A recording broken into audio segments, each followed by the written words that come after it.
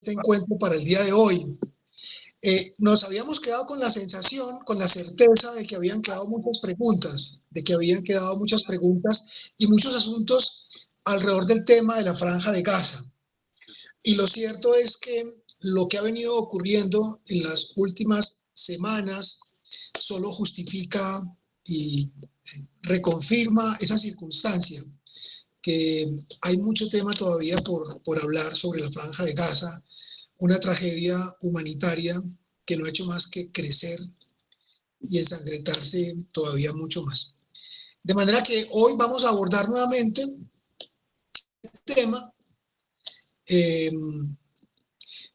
voy a pedir a Javier que ustedes están pendientes de las personas que están solicitando ingresar, ¿verdad? El ingreso al sí, bueno, aquí estamos pendientes. Jorge está con esa tarea. Bueno, muchas gracias. Bueno, recordamos otra vez a José Manuel Mojica. Él es doctor en geografía y este tema en particular es un tema que José Manuel ha abordado, ha estudiado, y pues es muy grato poder contar con su voz para hablar de este tema. ¿Qué ha pasado en los últimos meses? Bueno, casi la desaparición física de la Franja de Gaza debido a los bombardeos inmisericordes y al bulto, como diríamos en paisa, que el ejército israelí ha impuesto sobre una zona en la que, insiste el gobierno de Israel, se esconden los terroristas de Hamas, sin discriminar entre civiles y terroristas. José Manuel, buenas noches. Nuevamente, muchas gracias por tu generosidad. Y si te parece, pudiéramos comenzar con esa primera pregunta, resumiendo un poco qué es lo que ha pasado en las últimas semanas, desde nuestra última conversación, hace ya 2 meses, qué ha pasado en la Franja de Gaza en estos últimos tiempos. ¿Cuál es la situación ahora mismo? Bueno, muchas gracias, José Alejandro, a toda la comunidad, a ustedes que me escuchan. Espero que podamos, más que todo, conversar y reflexionar, porque si bien Palestina está hasta el otro lado del planeta, hoy está muy lejos, no podemos ser como indiferentes frente al sufrimiento de los demás, ¿no? Nos falta como mucha empatía para ser solidarios con personas que están sufriendo, aunque estén muy lejos, pienso yo. Y bueno, ¿qué ha pasado? Yo creo que todos ustedes han visto noticias, ¿no? Sobre primero el escalamiento del conflicto con Irán. Número 2, las crecientes protestas en países europeos y en Estados Unidos por movimientos de estudiantes pro-palestinos, ¿no? Que están como haciendo demandas, movilizándose en las calles. Número 3, creo que puede ser incluso interesante como las denuncias que se han hecho en la Corte Internacional de Justicia, ¿no? A partir del liderazgo de Sudáfrica, que ya están haciendo como investigaciones. Y a ver, ¿qué más se me ocurre? El número 4, algo que habíamos hablado hace pues, la última reunión, que estábamos como pendientes de lo que iba a pasar con Rafa, que está al sur de Franja de Gaza, ¿no? Y número 5, yo diría que podríamos hablar de la industria militar, como el mercado, ¿no? El mercado de la guerra, por así decirlo, porque eso es un mercado y hay muchos intereses. Bueno, espero que no se me olviden esos 5 puntos. El primero, el escalamiento pues con el conflicto en Irán. Ustedes vieron que a principios de abril, no recuerdo si la primera semana o el 1 de abril, Israel hizo un bombardeo que afectó una diplomática. ¿Sí me están escuchando? Sí, te estamos escuchando, José Manuel. Muy bien, en el Líbano, si no estoy mal, o era en Siria, creo que en el Líbano. En el Líbano. En el Líbano, ¿cierto? Sí. Pues ocasionando la muerte de, ¿cómo podríamos decirle? Líderes militares de Irán. Sí. Argumentando, ¿no?, de que en esa sede diplomática pues, Irán le estaba prestando ayuda a Hezbollah. ¿No? Hezbollah, exacto, es un grupo que está atacando a Israel, y el sur del Líbano efectivamente se ha incrementado pues la guerra en el sur del Líbano con Hezbollah. Entonces, como que ahí habían, según Israel, reuniones entre Hezbollah y los líderes militares pues, de Irán. Entonces hizo ahí un bombardeo, e Irán hace que 2 semanas realizó un ataque con drones a Israel, que Israel pues logró defender. Sí, ahí habría que sumar el hecho de que Israel dijo que insistió en que ese edificio que bombardeó no era una sede diplomática, mientras Irán dijo que sí, que era una sede diplomática y que eso le daba derecho a una respuesta en los términos en que Irán decidiera, porque se sentían atacados. Y entonces cuando ocurre este ataque desde Irán a Israel con una enorme cantidad de drones, y es importante porque es la primera vez, tú me corregirás, José Manuel, pero es la primera vez que Irán ataca directamente a Israel. Es decir, pasaron de amenazas frecuentes, amenazas constantes, a un bombardeo con drones sobre Israel, lo que supone un escalamiento, es decir, un agravamiento de una situación que ya de por sí es grave y delicada, es decir, pasó a peor. Exacto. Bueno, primero en el Oriente Medio, digámoslo así, como que hay varios poderes que son importantes que lo tengamos en cuenta a nivel regional: Turquía, ¿no?, Arabia Saudita, Irán e Israel. Tradicionalmente, pues la región se la han disputado, o el poderío en la región se la han disputado Arabia Saudita e Irán, por múltiples razones. Ahora, con la guerra en Gaza, ¿no?, y se ha especulado mucho al respecto, Israel ha demostrado mucho poderío militar. De hecho, estuve leyendo hace unos días una investigación que decía que el gasto militar de Israel en el 2022, si no estoy mal, fue el gasto militar de 26.000 millones de dólares, mientras que el gasto militar de Irán, por ejemplo, es de 6.000 millones de dólares, y el de Turquía de 10.000 millones de dólares, si no estoy mal.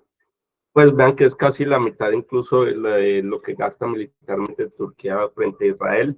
Y a Israel pues dice siempre que está amenazado, que todos sus vecinos lo amenazan, y por eso justifica un gasto militar tan alto.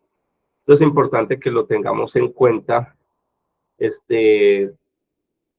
para pensar a nivel regional, ¿no? Y que de una u otra forma de la guerra, estos poderes quieren demostrar su poderío frente a los otros, ¿no? Como a ver quién es el más macho, pues, por así decirlo.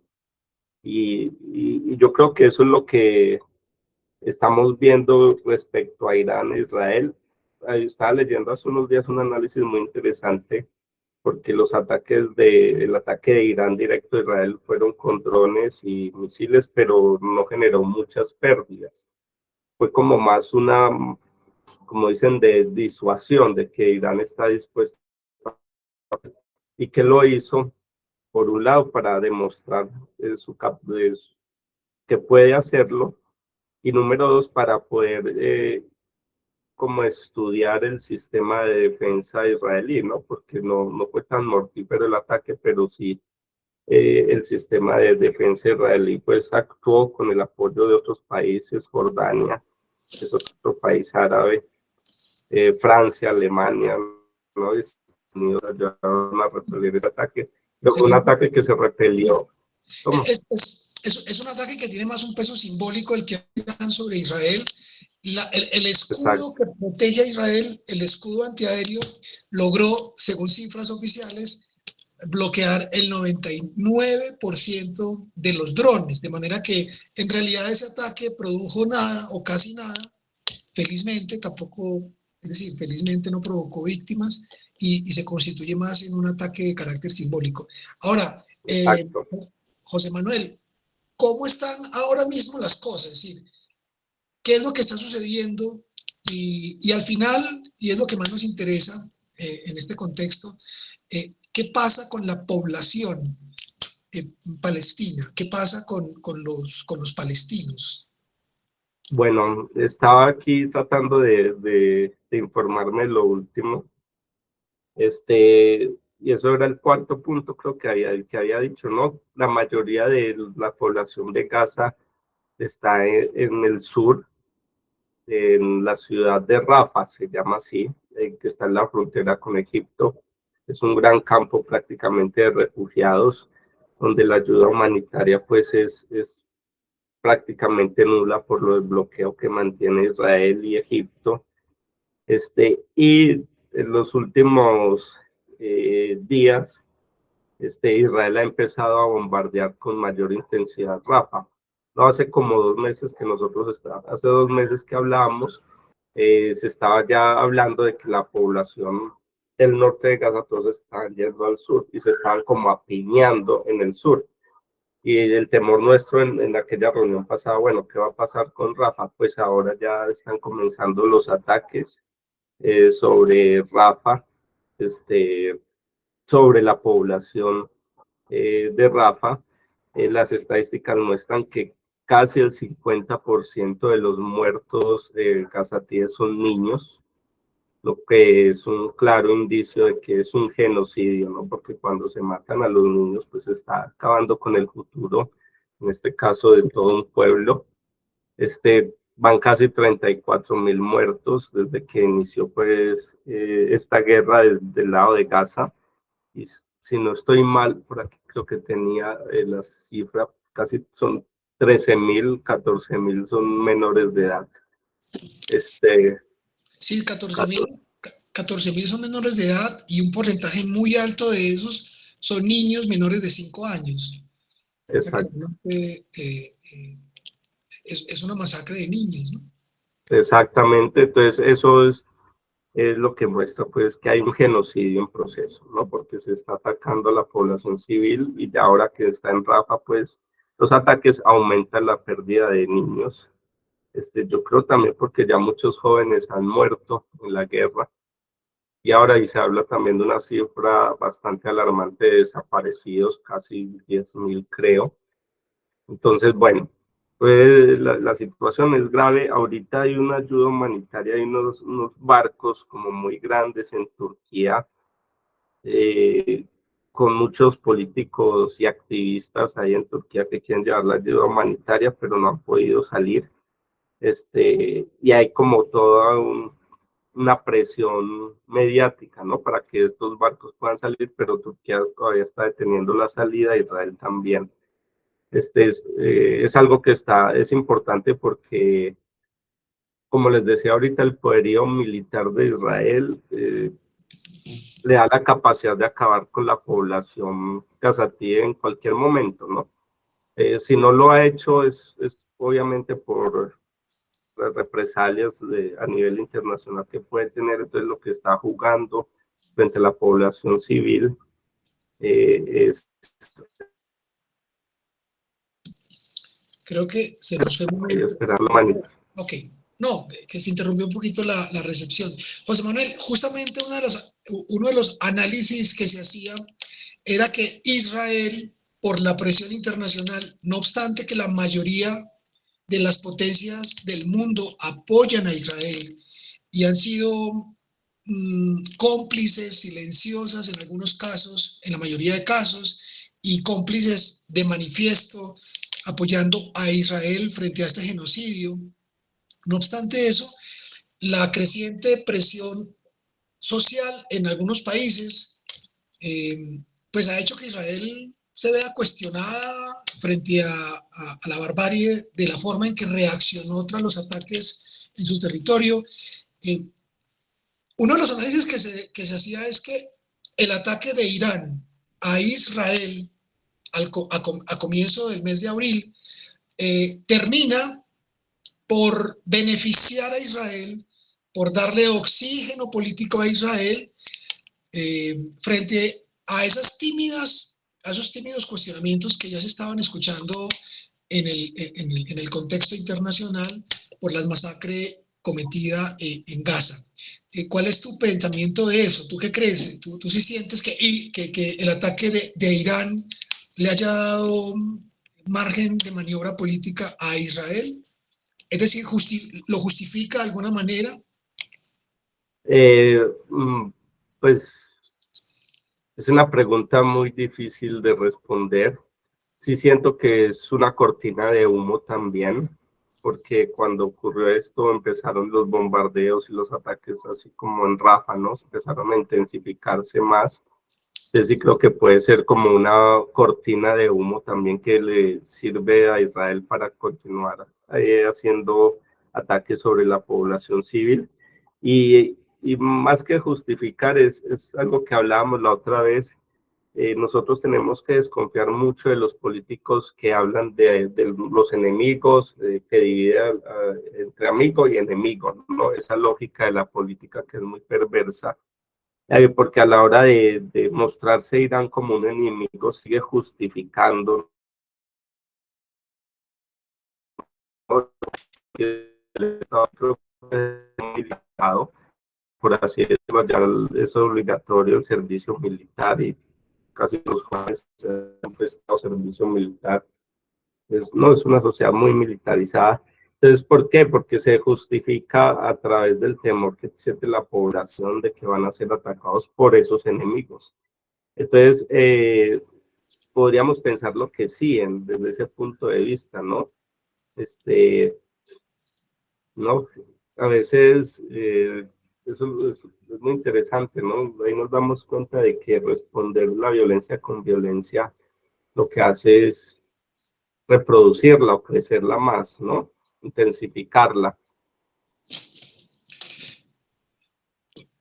José Manuel, ¿cómo valoras tú la postura de Estados Unidos frente al conflicto? Por una parte, parece que cuestiona, por una parte, ofrece ayuda humanitaria, pero por otro lado, acrecienta el apoyo militar a Israel.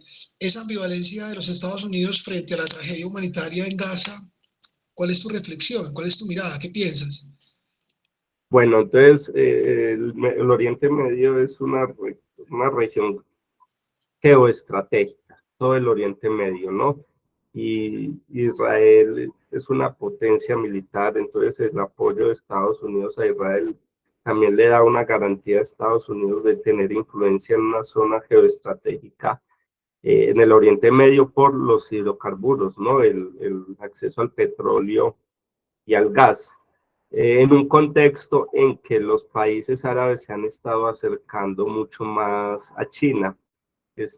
China incluso estuvo haciendo mediaciones entre Arabia Saudita e Irán para que restablecieran sus relaciones diplomáticas. Y China pues tiene un megaproyecto de expansión económica que es la nueva ruta de la seda, en la que ha incluido a estos países árabes invirtiendo en infraestructuras.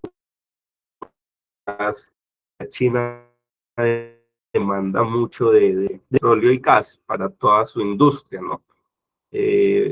Pues todos sabemos que China es, por así decirlo, la gran industria global y eso requiere mucho de recursos. Entonces ese acercamiento entre Irán, Arabia Saudita, y los países árabes, incluso Turquía con China, ha sido como muy le ha generado mucho, ¿cómo decimos así? Muchas inseguridades acerca del poderío que tiene Estados Unidos en el Oriente Medio.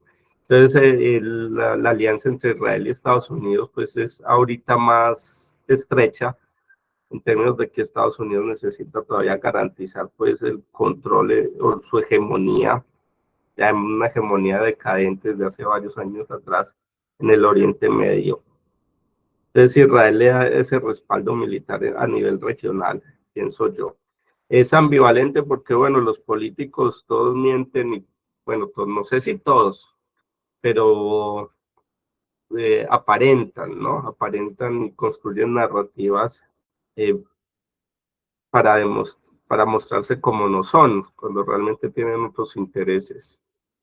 Y aquí venían algo que quería decirles ahorita con la industria militar. El mercado de la guerra es un mercado muy grande.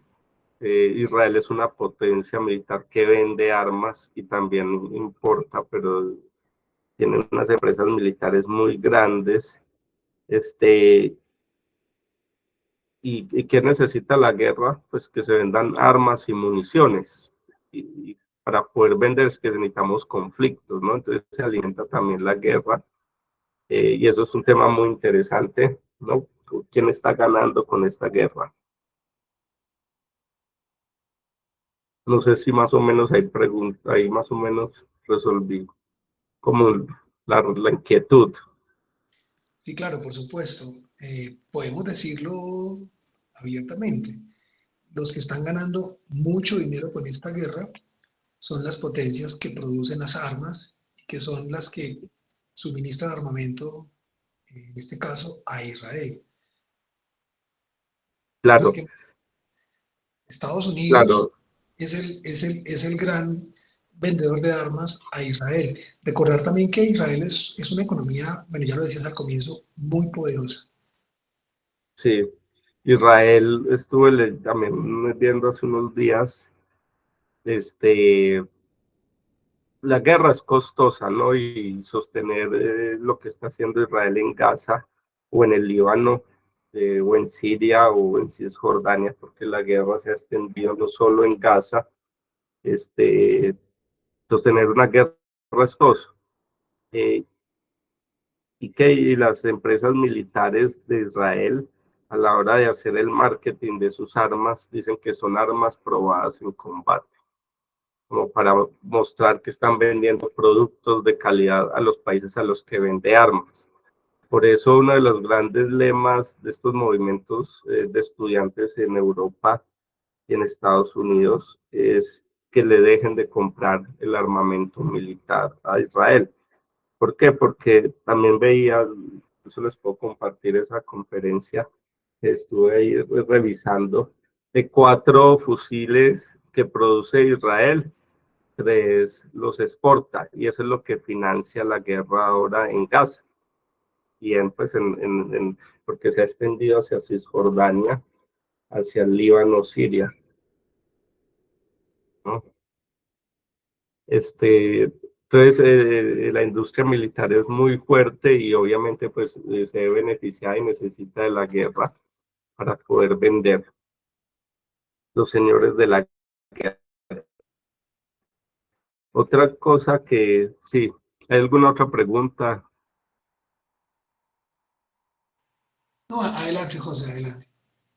Bueno, entonces habíamos hablado ahorita ya del escalamiento con Irán. Yo pienso que es un escalamiento, fue un ataque simbólico de Irán para demostrar que puede atacar a Israel, pero no lo hace de manera más contundente porque Israel tiene un mayor poderío militar que Irán. Incluso Israel tiene armas nucleares. Entonces, obviamente, el ataque de Irán es muy simbólico, que también en este caso le sirvió como cortina de humo a Israel o para justificar también su militarización.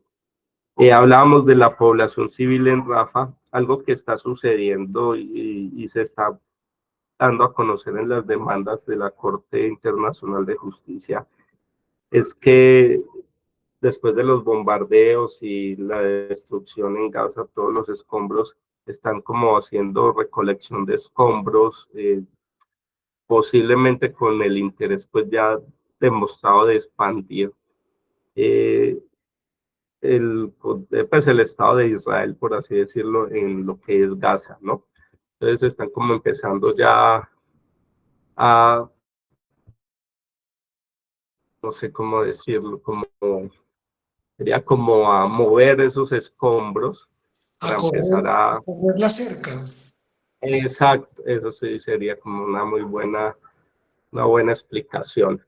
Otra cosa es que están atacando también religión, importancia simbólica para los palestinos, para cortar también esos lazos que ellos tienen con su territorio. Esto es muy interesante, bueno, interesante no.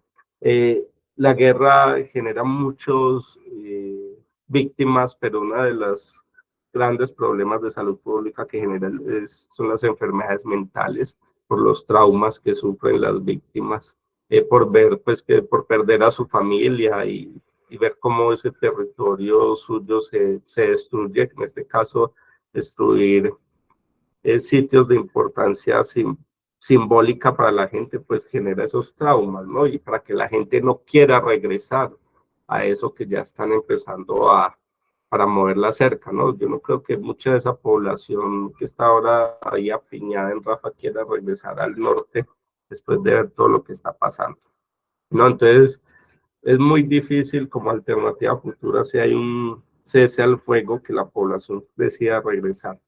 Y creo que eso hace parte de la estrategia de Israel en ese territorio.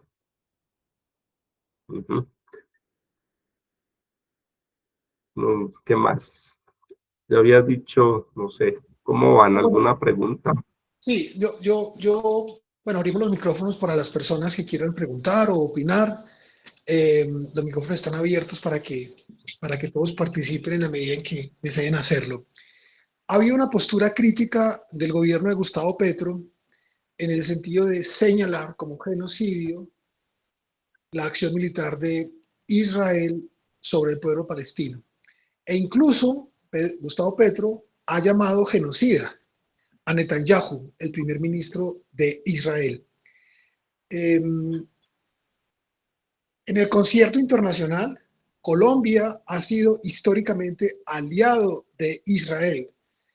Y en parte, la presencia de un país tan pequeñito como Colombia, en términos de su importancia, o mejor, de su insignificancia bélica, Colombia está lejos de ser una potencia militar, y por supuesto mucho menos de ser una potencia económica. Claro, lo que va unido una cosa a la otra.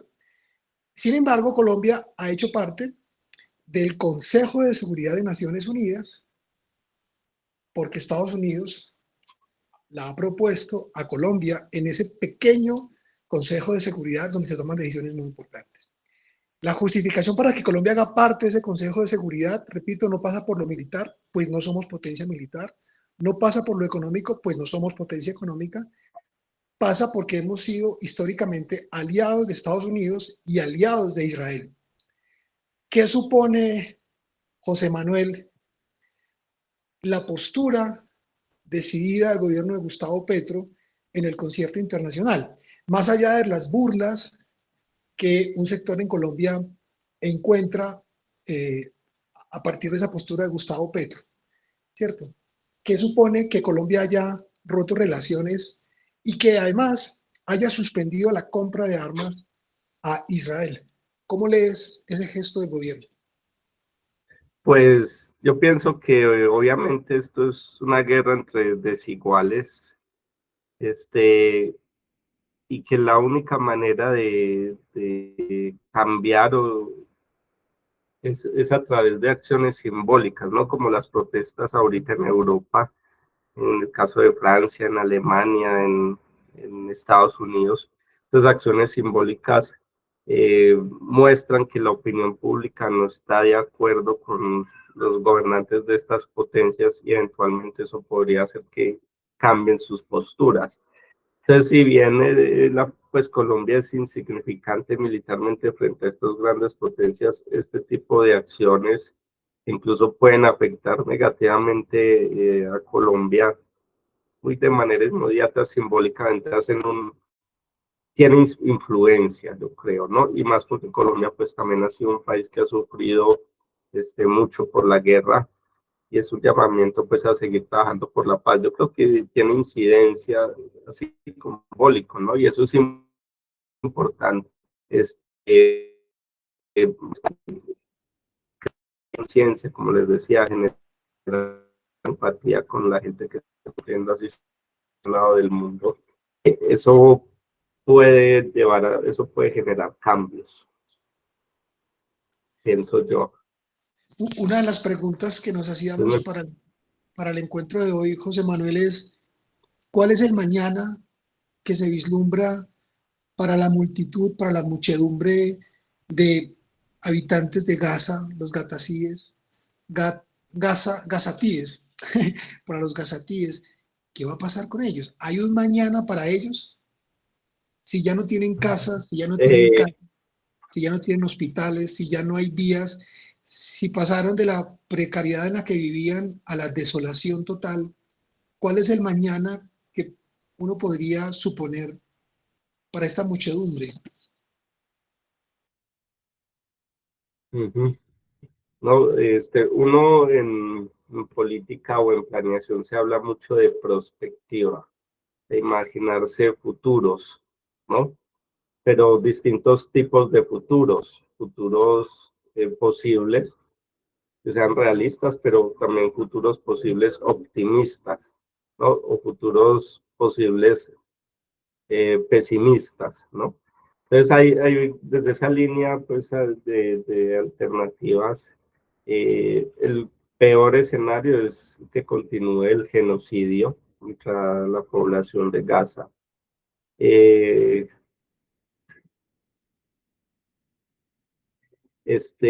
yo creo que puede que no ocurra del todo siempre y cuando a nivel social hayan más movilizaciones y prospere esa demanda contra la Corte, con la Corte Internacional de Justicia. Yo creo que si a nivel global hay un rechazo contra Israel, ese genocidio puede pararse del todo, porque todavía hay mucha población.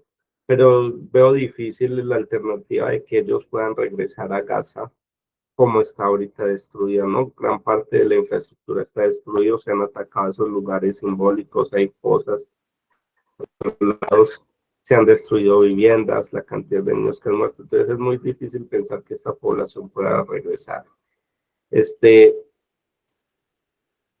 ¿Cuál sería una posible solución? No sé.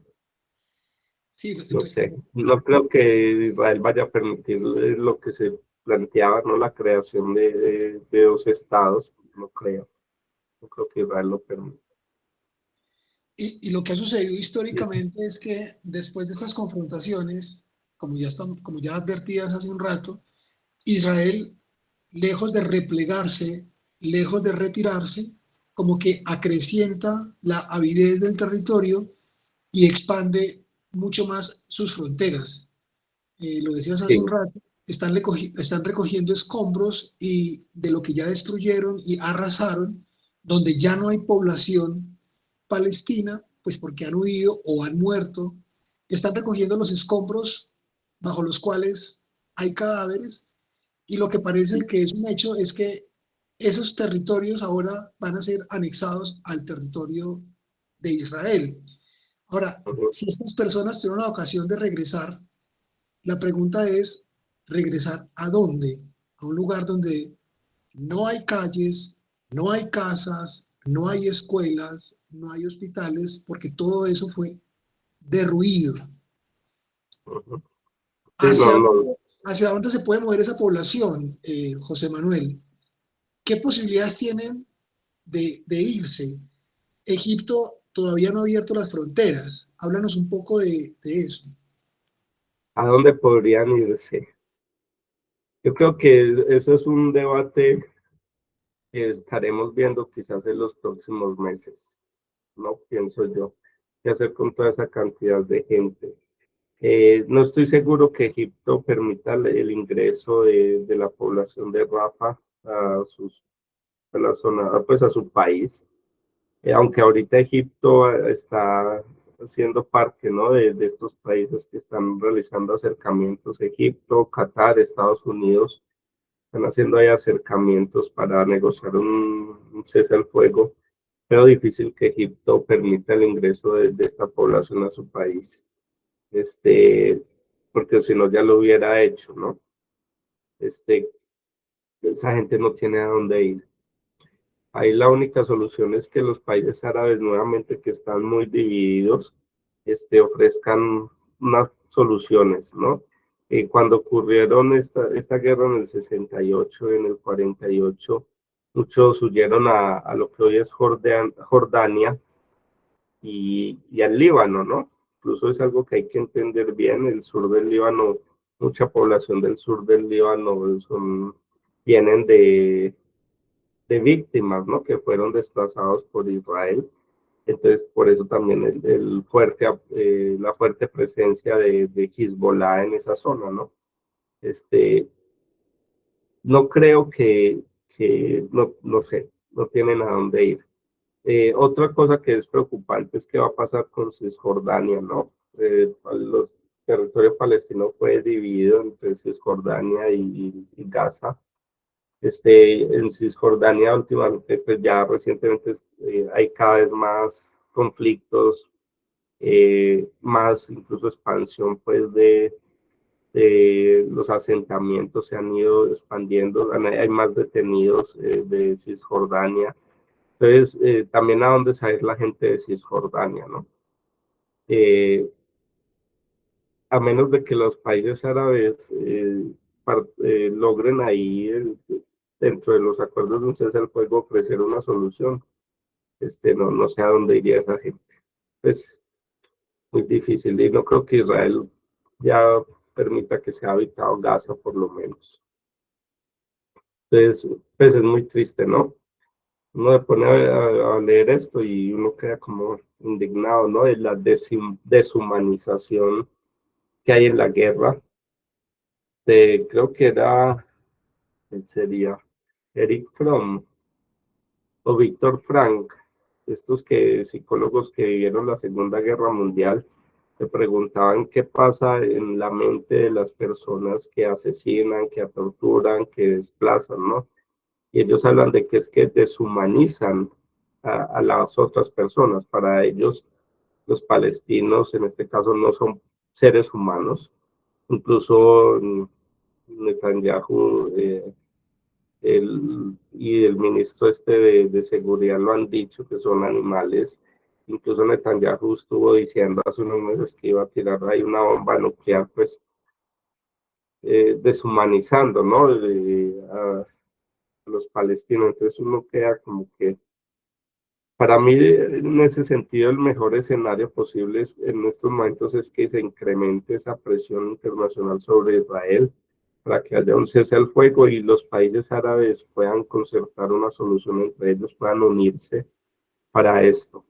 Es que nuevamente Arabia Saudita e Irán, que siempre han mantenido muchas rivalidades, estaban realizando acercamientos, incluso cuando estalló el conflicto entre Gaza e Israel, estaban restableciendo sus relaciones diplomáticas, incluso de esos que escriben sobre teorías de la conspiración. Se dice, ¿no? Que de esas de la conspiración dicen que Hamas realizó ese ataque para que Irán no restableciera sus relaciones diplomáticas con Arabia Saudita y para que la respuesta de Israel siguiera dividiendo el mundo árabe.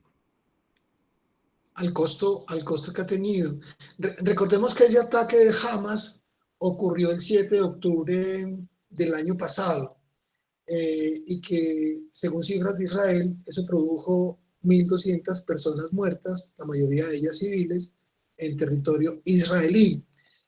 Yo les quiero contar que a propósito de lo que decía José Manuel, de no ver a los palestinos como seres humanos, sino como animales, una forma en que el gobierno de Israel ha estado extendiendo esa idea entre su población y entre, por ejemplo, los periodistas de muchos lugares del mundo que son cercanos a Israel, a esa narrativa de Israel como víctima, ha sido mostrarles videos de ese ataque de Hamas del pasado 7 de octubre.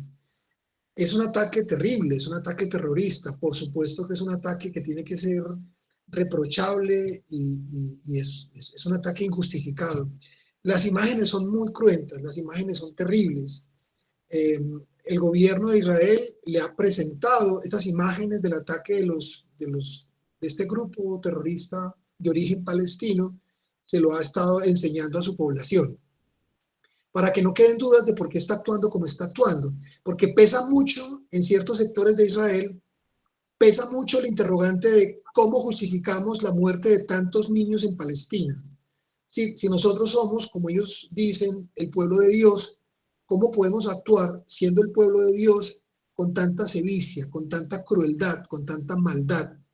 Esa pregunta es un interrogante que pesa sobre la población en Israel. Y el gobierno de Israel, una de las estrategias que ha adoptado desde hace algunos meses es mostrar, hacer unas exhibiciones de momento privadas para que ciertos sectores influyentes de la sociedad, y repito, del periodismo internacional, asistan a unas grabaciones hechas por los mismos que atacaron, y son grabaciones muy cruentas. Hay asesinatos, decapitaciones, en fin, es muy doloroso la forma muy salvaje como actuaron estos terroristas de Hamas el pasado 7 de octubre. Entonces es a partir de ese terror, de ese miedo, que Israel justifica el arrasar casi por completo a la Franja de Gaza, aún a costa de más de 30.000 personas muertas, la mayoría de ellos civiles, la inmensa mayoría civiles y un porcentaje altísimo de niños menores de 5 años. Bueno, esto lo cuento para, digamos, yo tuve acceso, no entraré en detalles, a un trozo, a un porcentaje, a una cosa muy mínima, no fui capaz de ver más. Es realmente muy doloroso esas imágenes en las que se ven a estos terroristas de origen palestino asesinando a niños, a jóvenes, a abuelas, agrediendo a personas civiles israelitas. Y esta exhibición se hace ahora para instrumentalizar el miedo entre la población judía. Claro. De hecho, eso lo hacen las redes sociales, ¿no? Se divulgan imágenes de un lado o el otro, para generar miedo y odio.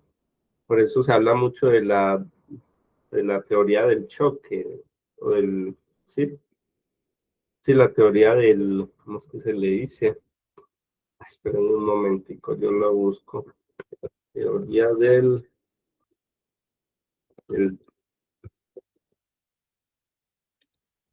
teoría del shock, la doctrina del shock, que se busca generar terror, pánico y miedo en una población para justificar unas políticas autoritarias, regresivas, violentas, que si la gente no tuviera miedo, terror o pánico, pues no lo permitiría, ¿no?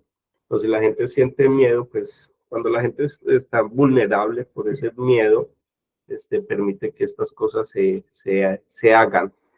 Esto es algo que también me pregunto mucho yo, porque he visto que en la población israelí han habido movilizaciones exigiéndole al Estado de Israel un cese al fuego para permitir la liberación de todavía los rehenes que todavía tiene Hamas. Pero aún así, pues, la población de Israel no se ha movilizado, o son pocos, pienso yo, para pedir un fin a esta guerra, realmente como tal. Tiene la liberación de los rehenes. Entonces, ¿qué es lo que pasa, no? Que la gente pues está con mucho miedo, permiten la militarización y justifican la guerra. Y es otro tema, ¿no? Con la desinformación, incluso, no sé, circula información también falsa para generar terror en la población, ¿no? Y nosotros tenemos que ser cuidadosos también con lo que vemos en las redes sociales. Quién lo mandó, por qué lo mandó, cuál es el fin de reenviarlo, compartirlo, para no caer en esas cosas. Claro, se miente mucho y dependiendo del interés, pues uno termina replicando, o bueno, la gente termina replicando incluso contenidos que son contrarios a lo supuesto que dicen. Entonces circulan imágenes en internet de ataques que en realidad, por ejemplo, se corresponden a videojuegos. Fíjense que y los videojuegos llegan a tener una descripción de realidad, una calidad de realidad tan alta que se parecen a la realidad misma, y la gente hay personas que no alcanzan a distinguir entre un videojuego, una imagen de un videojuego y una imagen de la realidad. Entonces, uno termina replicando en un videojuego y a partir de eso justificando una postura política, una justificación a la guerra. Que es una ironía porque es un videojuego. Y a veces la guerra se ve como eso, como un videojuego. Claro. Pero si ves quienes están ahorita en la guerra, jóvenes de 18, 19, 20 años que están en el ejército de Israel, lo que crecieron en una sociedad militarizada muerta del miedo porque está rodeada de enemigos. Y bueno, y metidos en las redes sociales. Incluso ahorita estaba leyendo, hace poco estuvimos hablando de la inteligencia artificial. Incluso hoy en día se ha conocido que Israel ha utilizado inteligencia artificial para seleccionar los sitios para el bombardeo, ¿no? A través de todos estos algoritmos se busca objetivos militares, sea sobre población civil, sobre infraestructura, sobre sitios religiosos, ¿no? Y la inteligencia pues le dice a Israel estos son los mejores puntos para hacerlo. Entonces estamos perdiendo, ¿no? Yo no sé si es capacidad para pensar por nosotros mismos a través de todos este control de todo esto, no sé. Claro, es una forma también de banalizar el terror, banalizar la crueldad, porque yo no estoy viendo madres ni estoy viendo niños, estoy viendo puntos en un mapa y sobre esos puntos en el mapa lanzo explosivos. Entonces, exactamente. Y como te dicen que son animales, pues no hay ningún tipo de remordimiento. Hay en esto, José Manuel, un elemento que quisiera sumar a la reflexión. El presidente de Argentina, Milei, aquí en un sector de Colombia ha adoptado como un líder, un modelo de líder para Colombia. Milei es muy defensor de la postura israelí judía, hasta el punto que ha habido unos enfrentamientos entre el presidente Milei de Argentina y Gustavo Petro que han escalado hasta el punto del casi rompimiento de las relaciones. Algo que de momento no ha ocurrido y que sería muy grave porque históricamente esas relaciones se han mantenido desde siempre. Hola, qué pena. Es que acá alguien levantó la mano. Sí, fue Pedro, ya le vamos a conceder la mano. Entonces quería poner ese elemento, José Manuel, sobre si te parece abordar un poco y rápidamente ese antagonismo entre dos países que se han declarado siempre y que son de hecho hermanos, Argentina y Colombia, justamente por sus posturas discrepantes frente al conflicto judío. Y le damos la palabra a Pedro. Sí, antes de que, pues es que yo no sé qué pasa con Milei. También me gustaría poder estudiar o entrevistarlo, ¿no? Como tratar de entender qué es lo que piensa, qué es lo que quiere. Él incluso ahorita él habla de la teoría yo les decía, del shock. Ahorita todas estas medidas que está implementando Milei se dice, bueno, vamos a crear un shock para poder reformar la economía, ¿no? Milei, pues, creo que es un tipo muy peligroso, sumamente peligroso, y yo creo que ya en Argentina se están dando cuenta del error de haber elegido a este tipo como presidente. Ya las movilizaciones sociales son cada vez más fuertes. Y bueno, y en Argentina pues hay población judía, ¿no? Y entonces también eso podría pensar en eso, pero bueno, el judío no necesariamente un judío, por ser judío, pues aprueba lo que está haciendo Israel. Pero bueno, no sé qué pensar realmente con Milei. Pedro, te escuchamos. Sí, ¿me escucha? Sí, sí, señor, lo escuchamos. Es que quedan solamente 3 minutos. Voy a gastarles 1 minuto. Gracias a ustedes dos. El panorama sí es muy oscuro. Sobre todo hay una multitud sin saber a dónde ir, sin futuro. Quería solamente cambiar un poquito radicalmente el tema. Me quedan 40 segundos. Para felicitar a José Manuel, que le han otorgado una beca muy importante y viajará a Europa con su familia para estar allí. Felicitaciones, José Manuel. Y José Alejandro, que el próximo 1 de mayo tendrá la presentación en la Feria Internacional del Libro de su libro Relato de un Milagro. También muchas felicidades, por eso está aquí en Colombia. Muchas gracias. Gracias, Pedro, muy amable. Gracias. No sabíamos que queda tan poquito tiempo. Javier, oración final y despide tú este encuentro de fe y cultura. Sí, pues vamos a darle el puesto al Señor, que los israelitas están actuando en su nombre, pero el Espíritu del Señor está muy lejos de ese tipo de acciones. Pidámosle al Señor que haya lucidez, que haya honestidad en el manejo de los que tienen capacidad de tomar decisiones. Y que nosotros, mientras tanto, en un mundo tan deshumanizado, aprendamos, aunque sea desde los más pequeños detalles, a crecer en humanidad. Alguien nos decía hace poco que la profecía que necesita el mundo es ver gente que saben ser hermanos, que saben ser comunidad. Porque nosotros para la solución del problema mundial no estamos capacitados, pero sí para influir en algunos ámbitos donde nos toca vivir. Gloria al Padre, al Hijo y al Espíritu Santo. Como en el principio, ahora y siempre, por los siglos de los siglos. Amén. Amén.